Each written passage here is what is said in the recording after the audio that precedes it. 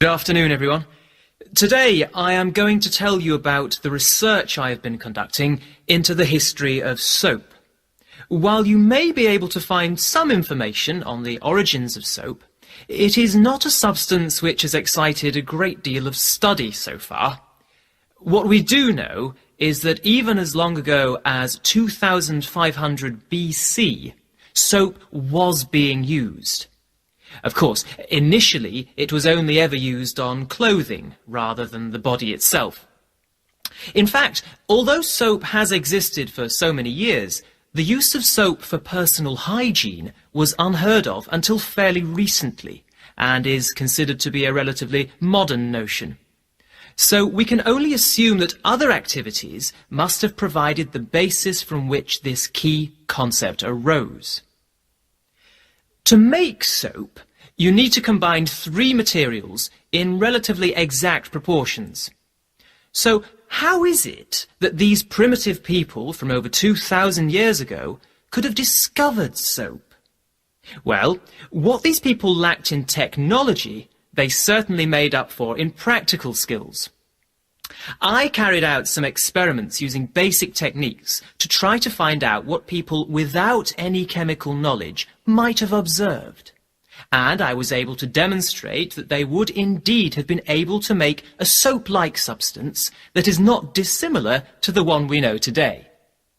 However, it is fair to assume that, as the process requires a certain amount of time and specialization, soap would most likely have only been available in the wealthy communities.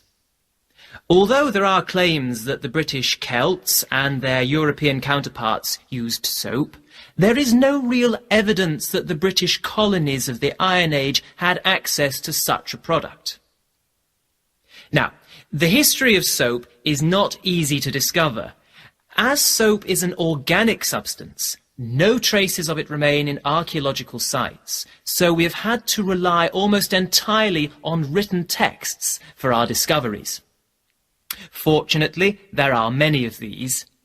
The first known written mention of soap was on Sumerian clay tablets dating from about 2500 BC.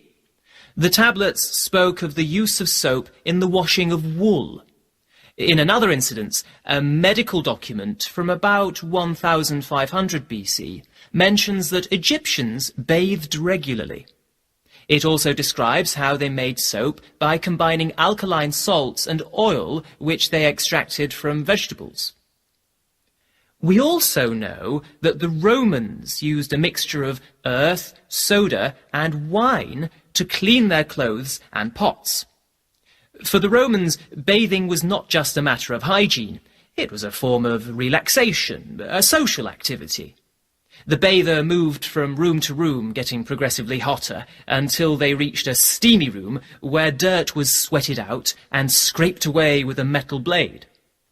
The Romans used scented bath oils, but these were used to moisturize the skin rather than to cleanse it, and there is no evidence that they used soap in this way. This is not to say that the Romans did not have soap. During the excavation of Pompeii, a city that was buried under the eruption of Mount Vesuvius in 79 AD, an entire soap factory was revealed, showing that they did in fact have access to soap, but that they simply did not use it for personal hygiene.